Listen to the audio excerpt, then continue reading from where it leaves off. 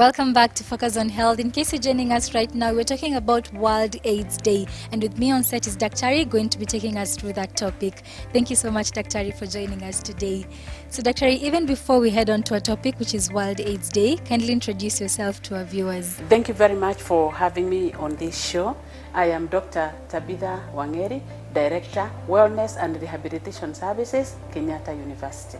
Daktari, we celebrate World AIDS Day every year on the 1st of December, which we've already celebrated. So tell us about the World AIDS Day. What exactly is it? Rather, what does it entail and what is the significance? Thank you. The World AIDS Day is a day that has been celebrated by the world since 1988. Okay. The purpose for celebrating the day is to commemorate all the people who have died of HIV and AIDS-related complications, and also to stand in solidarity with the people who are living with HIV. Yes. Okay, Dr. Maybe we could just define for viewers what is HIV and AIDS. What do those terms mean? HIV stands for Human Immunodeficiency Syndrome, and this is the virus that if a person who is HIV positive is not taking medication, the health becomes compromised and the person suffers from AIDS. But AIDS does not really kill a person. It is opportunistic diseases that affect the person when the immune system is compromised. Okay, so Doctor, you've talked about HIV and even the World AIDS Day. What impact does it have in the society, or rather even what is the theme of the World AIDS Day? Okay, first and foremost, since HIV and AIDS began in the early 80s, it has had a very negative impact on the whole world. It has affected families, it has affected economies, and this is why the world has started thinking about it in ways that encourage people who are HIV positive to start taking their medication. Then every year since 1988, when the first AIDS Day was held, there has always been a theme. The theme of this year is Global Solidarity, Shared Responsibility. This theme encourages people to actually stand in solidarity with others and also to share the responsibility so that the world can move on, reducing and eventually eliminating new HIV infection. Okay, Dr. How do you get to know that you have HIV, or rather even how is it transmitted? One must take a HIV test. Without taking the test, there's no way one will know that they are HIV infected. Okay. And Dr. what are some of the stages of HIV? The stages of HIV, first and foremost, is the first contact of a person who is HIV infected, and especially through unprotected sex, whereby the person comes into contact with the blood or in contact with, if it's a baby, breast milk, vaginal fluids or rectal fluids with somebody who is infected. That is how HIV is transmitted. Yes. But in a few cases, people in the medical field can get infected through needle pricks in the line of duty if they're handling a needle that is contaminated with HIV virus. Once you're found HIV positive, what steps should you take in order to take care of yourself and to manage it? Because people think that HIV is a death sentence. So how do you, control that? Today, HIV is not the death sentence that it was during the 80s and the 90s and even early 200. There is medication that suppresses the virus.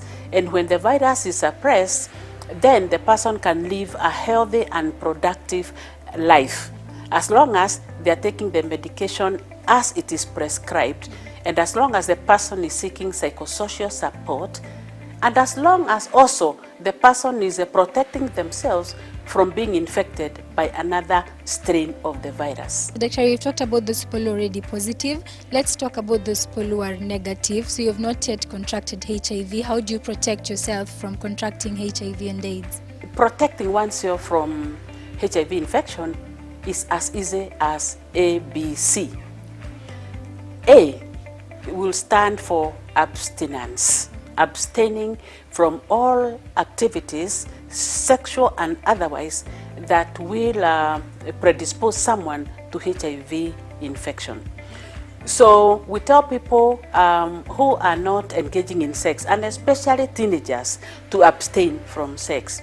Those people who are adults and they're even married, maybe you go on a safari for about three weeks or a month and all that.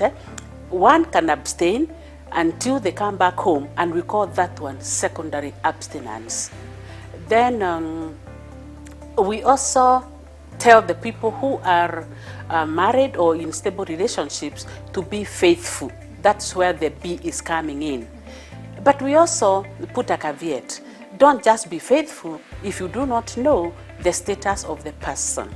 And this is why we encourage couple testing, where each person, the man knows the status of the woman knows the status of the man, because they sat together and took the HIV test together.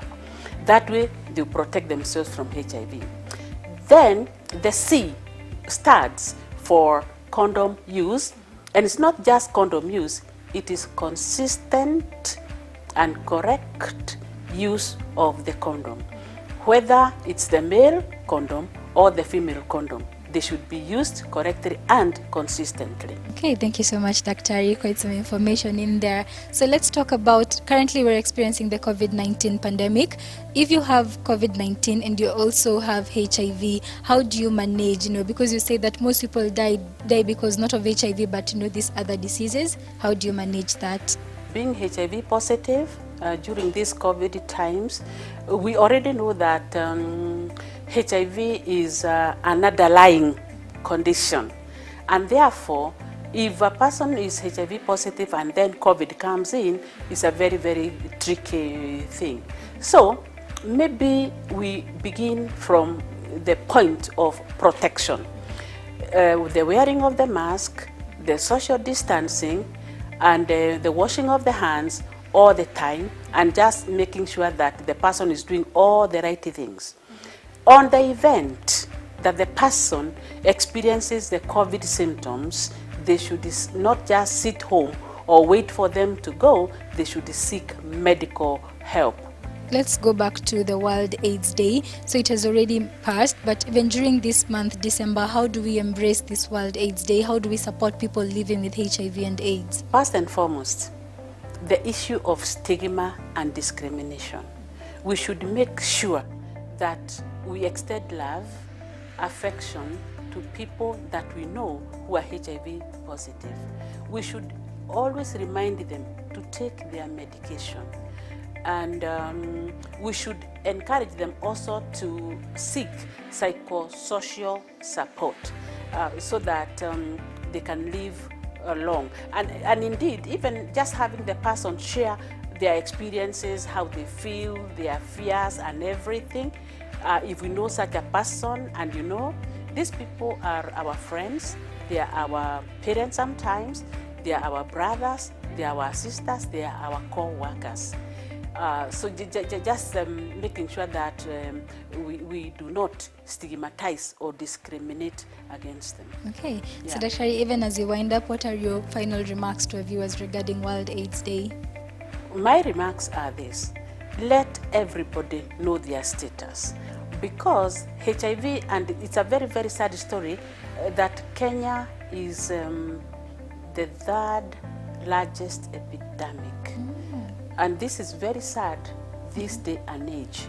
And therefore, everybody has a responsibility of making sure that the new infections are brought down by just engaging those behaviors of abstinence, being faithful, and condom use. And the people who are positive, they should live positively, they should take their medication, they should seek psychosocial support.